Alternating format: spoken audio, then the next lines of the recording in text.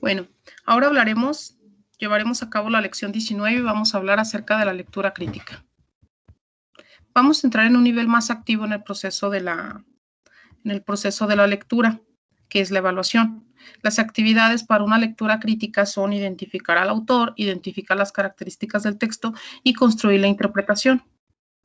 Para identificar el reconocimiento del autor en su campo profesional, tenemos que verificar el nombre completo del autor, identificar otras obras que haya escrito, revisar información relevante de su trayectoria, es decir, los premios o los reconocimientos que haya obtenido, y revisar el prólogo o la introducción de sus obras.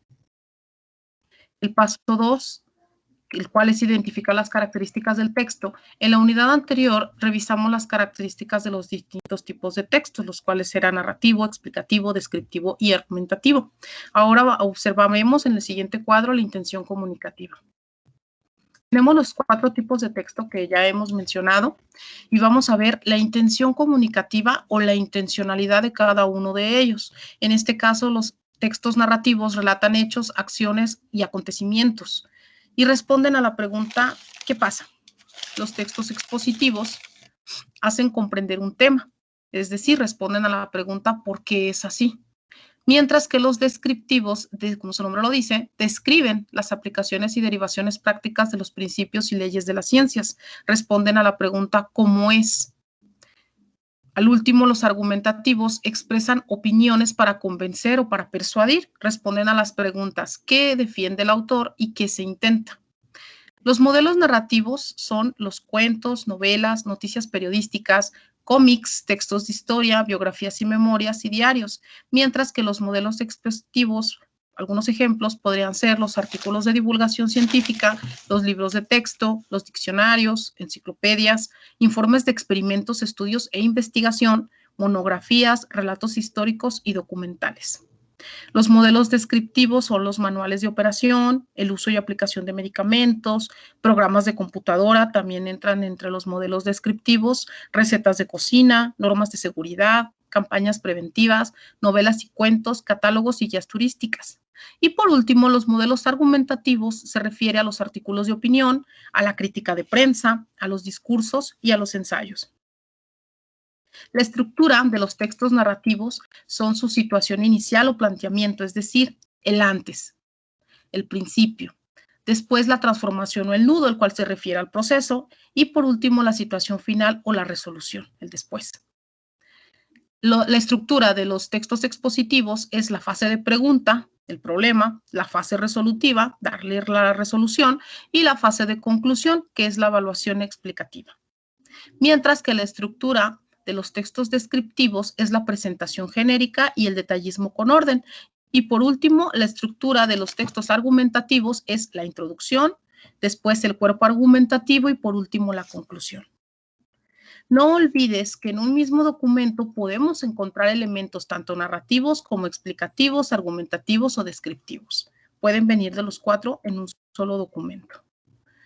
El paso 3, el cual es construir la interpretación, la cual consiste en realizar una interpretación de lo que hemos leído, lo que implica explicar con nuestras propias palabras lo que hemos comprendido de la lectura. Yo entiendo, tú entiendes, todos entendemos.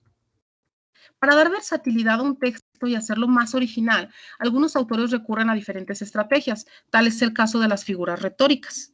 Algunas figuras retóricas son la comparación, la analogía y la pregunta retórica. La comparación se trata, como su nombre lo dice, de comparar un objeto o proceso con otro. La palabra clave aquí es cómo. Por ejemplo, la cadena de ADN es como una hélice. La analogía se explica un objeto o procedimiento con otro ajeno a él. Normalmente se emplean las expresiones así como. Un ejemplo de ello. Así como los polos opuestos de los imanes se atraen, las proteínas del ADN se juntan unas con otras. Y por último, la pregunta retórica es una pregunta que se formula con el fin de atraer la atención del lector hacia un aspecto de lo que se trata en el texto. Por un ejemplo de ello, ¿qué función tiene la ciencia en la vida moderna? Evidentemente todo el mundo sabe de la importancia de la ciencia en la vida moderna, pero al hacer énfasis en ello, vuelve a atraer la atención del lector a lo que viene. También se formula una pregunta retórica para establecer un nuevo tema. Por ejemplo, ¿qué nos depara el conocimiento del ADN?